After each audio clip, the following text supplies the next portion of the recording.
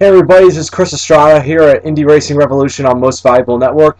I'm finally starting to get fired up now because after about 7 months, we're finally getting ready to get the season started.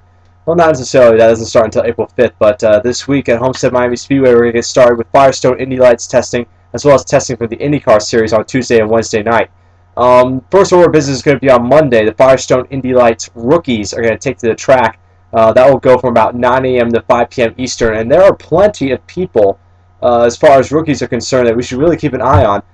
One of them being Sebastian Saavedra, the new 18-year-old driver from Colombia that signed on to take over Rafael Matos' old ride in the Firestone Lights Series, the number 27 for Andretti Green AFS Racing.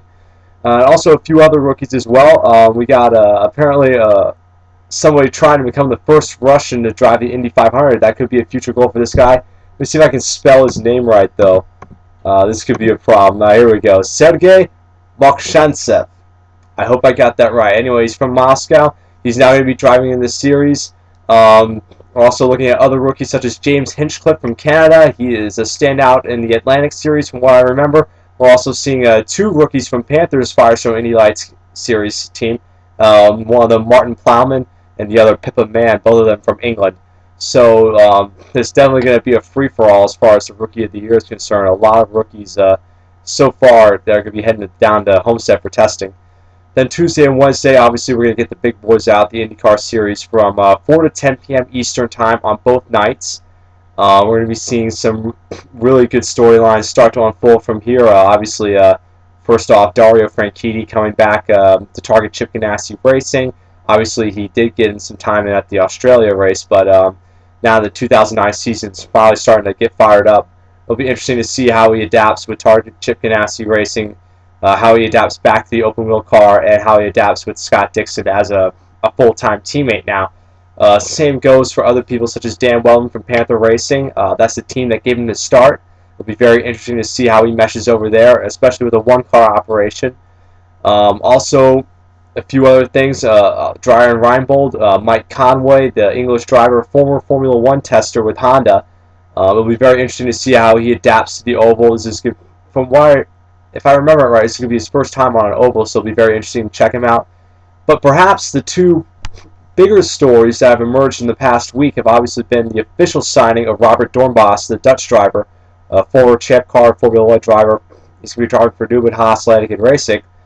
And also Justin Wilson, he will be testing for Dale Coyne Racing now, and he may get a full-time ride in 2009, which I think would be a pretty big coup for the scrappy Dale Coyne Racing team. They're also working on, according to the Robin Miller Speed Channel report, they're also working on getting Bruno Junqueira locked down for a second car. And I think that Dale Coyne is really starting to, he's really putting an effort into helping his team move up the pecking order a little bit. Obviously, Wilson and Junqueira make a rock-solid road course combo. I wouldn't be surprised if one of them would steal a race on the road and street courses this year if the two were to team up. You also have engineer Bill Pappas. He's won the Indy 500 at Juan Montoya, so he's pretty much got a good reputation too. So I really wouldn't be surprised if they can get Wilson and Junqueira locked together. I really wouldn't be surprised if Dale Coyne can get maybe a win, definitely a lot more time as far as top 5s, top 10s are concerned. And also with Robert Doornbos, he's obviously a very good hire for the Newman Haas Lanigan team. I think he and Graham Ray Hall would make another good road course combo. And not only that, he brings a lot of charisma, a lot of talent to the series. I think I remember a couple years ago he made Sebastian Bourdais get in a tizzy after he beat him at Mont Tremblant in the Champ Car Series, and that pretty much made him a folk hero amongst Champ Car fans for that. Personally, I enjoyed that myself. But anyway, both of those could be very good hires. Robert Doornbos obviously officially hired Newman Haas, and Justin Wilson possibly with Dale Coyne. Honestly, I'm just really fired up for this season. I think we're going to see maybe the big three may not be knocked off from its perch, but we've got several teams that are quickly maneuvering to try and knock them off, try and get more time up at the front than they have in recent years. Panther comes to mind. They're looking for their first win since 2005. I think Dan Weldon could be the guy that gets them not just one win, but maybe multiple wins this year. They just improve on the car a little bit. I think Weldon can be the guy for that job. I don't know I don't know if they're championship material right now, but I think they can definitely improve from where they've been at in the last couple of seasons.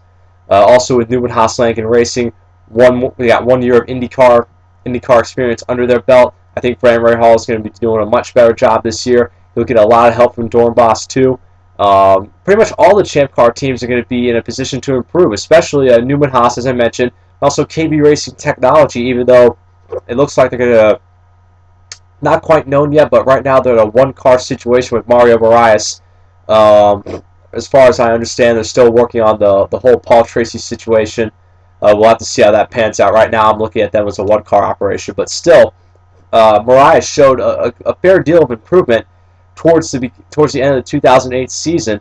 Heading into the 2008 season, he had never seen an oval before, and by the time he got to the season over at Chicago, he recorded some pretty good finishes along the way.